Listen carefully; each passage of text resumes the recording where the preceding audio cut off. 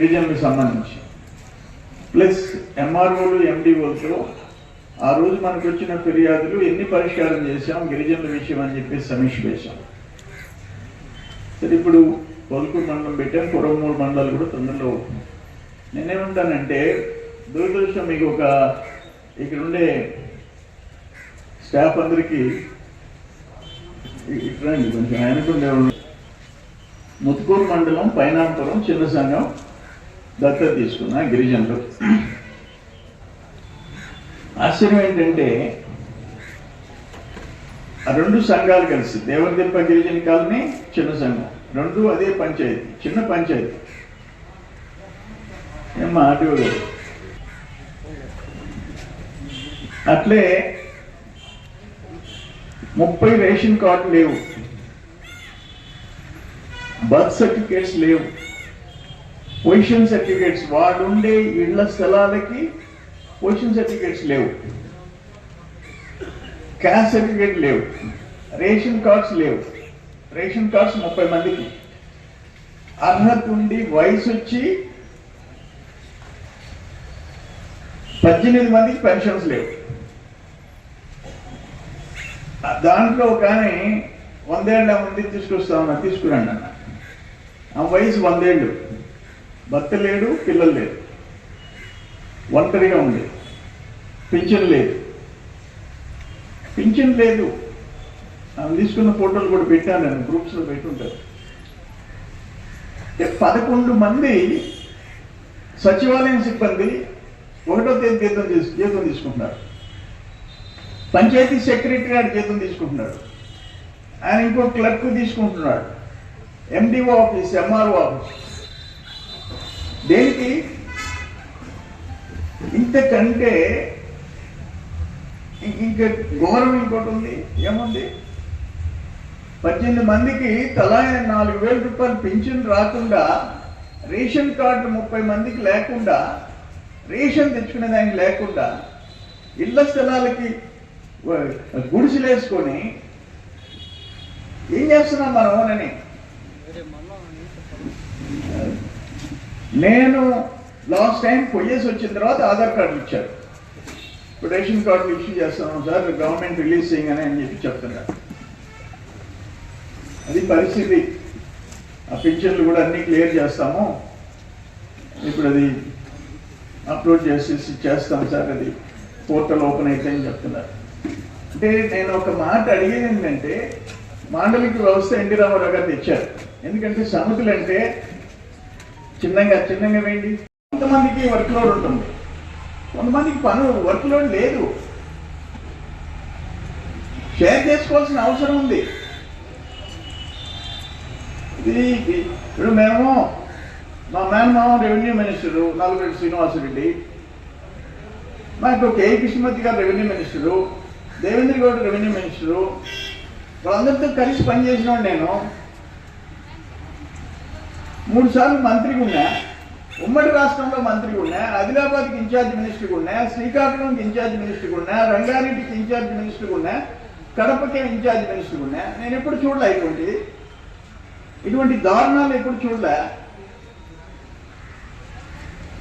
5 package 30 కోట్లు chief engineer reject చేశాడు. ఏ కాలువ ఆ కాలువ సపరేట్గా పిలవండి అన్నారు.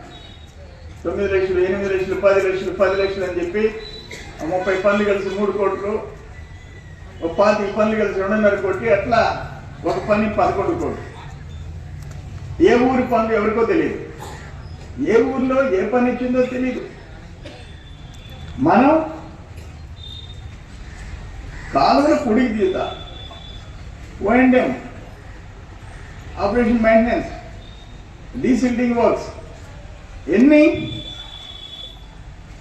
డ్రైన్ పనులతో కూడా కలిపి 130 పనులు 10,75 లక్షలు. 130 వర్క్స్ 10,75 లక్షలు. తోటరెడ్డి గారు 5 పనులు 30 కోట్లు. అక్కడ రెండో పంట ఈ పూడికి తీక 30 టీమ్స్లు బురదలో కలిసిపోతే 3 లక్షల ఎకరాలు మొదటి పంట.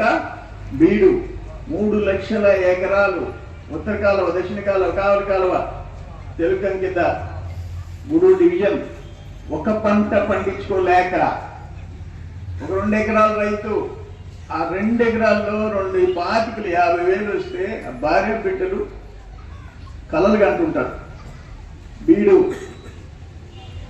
ఎందుకంటే ఒక బకెట్, ఒక పార, ఒక కొడవలి పని జరగల.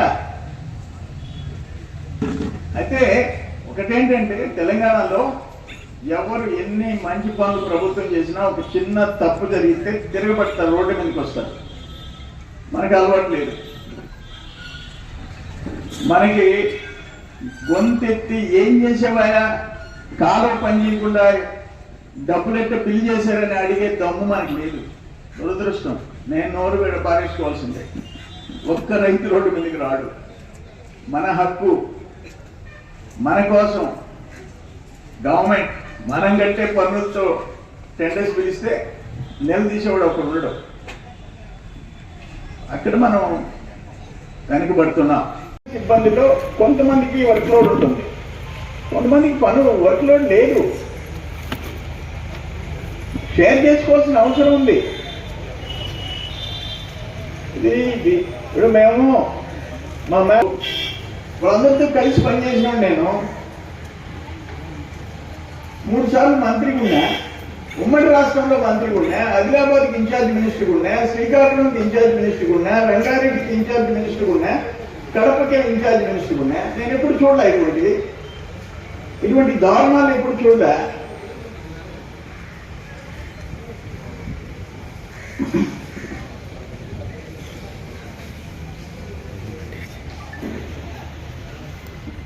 ఆయన 5 పనులు, 5 ప్యాకేజ్, 30 కోట్లు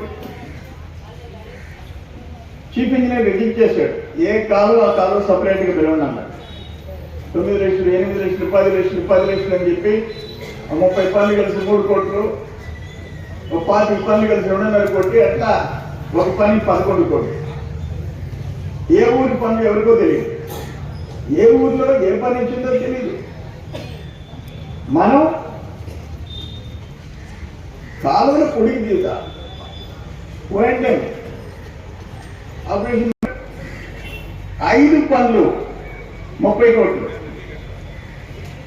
అక్కడన్నా 2వ పంట ఈ పూడికి పీక 30 టీమ్స్లు బురదలో కలిసిపోతే 3 లక్షల ఎకరాలు మొదటి పంట బీడు, 3 లక్షల ఎకరాలు ఉత్తర కాలువ, దక్షిణ కాలువ, కావలి కాలువ, తెలుగు కింద గూడూరు డివిజన్ ఒక పంట పండించుకోలేక ఒక 2 ఎకరాల రైతు ఆ 2 ఎకరాల్లో 2,25,50,000 వస్తే భార్య బిడ్డలు కలలు కంటుంటారు.